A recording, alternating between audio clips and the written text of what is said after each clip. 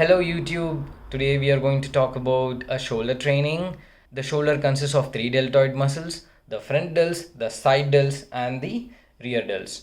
For most people, direct front delt training is not required as long as you are doing pushing exercises, that is bench pressing and even overhead pressing. As long as you are doing these exercises, your front delts are hit pretty hard. So a direct front delt training is not required. However, if it is a lagging muscle group, you can certainly include front raises. They are an excellent exercise for developing your front delts. Next up, we have the rear delts. The rear delts are hit pretty hard, like front delts, in the sense that they are hit whenever you do any compound pulling movement, especially the rowing variation with wide grip. So if you're doing any kind of variation at all, barbell, dumbbell, cable, or even machine rows, your rear delts will develop by virtue of doing just that compound movements and getting stronger at that. However, to maximally develop that muscle, throwing in a few sets of direct rear delt training is essential.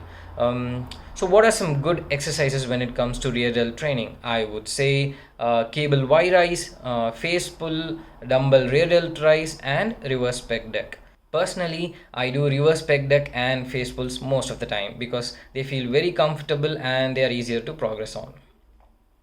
Next up, we have the side delts. Side delts are the most important aesthetic muscle group, or at least one of the most aesthetic muscle group in your entire body, because it will help you get that capped, boulder looking shoulder, and it will help you get wider and get that V taper. So front delts and rear delts are hit pretty hard, indirectly at least, yes. However, side delts get very little stimulation. Even when you are overhead pressing, your side delts are going to grow when you become extremely strong in this movement. However, throwing in some isolation movement for your side delts can make your progress extremely effective and easy and efficient. So what are some good side delts exercises? So there is cable lateral raises, dumbbell lateral raises, Lou lateral raises, and any variation of upright rows. So upright row is a good exercise. However, I see many people complaining about their wrist pain, shoulder pain, here elbow pain.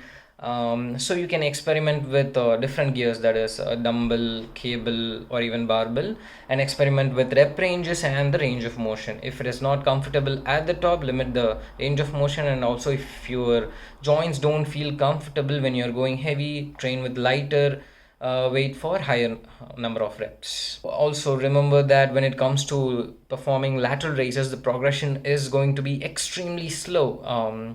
I was stuck with 7.5 kg per hand for a very long time before I moved on to 10 kg. So now I'm doing 10 kg lateral raises per hand. You will have to stick with a particular weight before you progress to heavier weight when it comes to lateral raise. So I would say, in order to progress faster in this lift, you can progress in different ways. For example, you can do more number of reps, more number of sets, increase the training frequency of side delts. In fact, you can train your side delts every time you go to the gym. This muscle is extremely resilient and it recovers fairly quickly. So it does not take you 24 hours to recover side delts. Next up, you can take each set to failure. It is not systemically fatiguing. So, and also you can take some of the sets even beyond failure, like doing partial reps, forced reps, drop sets, and the like. You can do some sadistic stuff with side delts training. So that's all for today. Hope you guys enjoyed this video. I will see you again next time.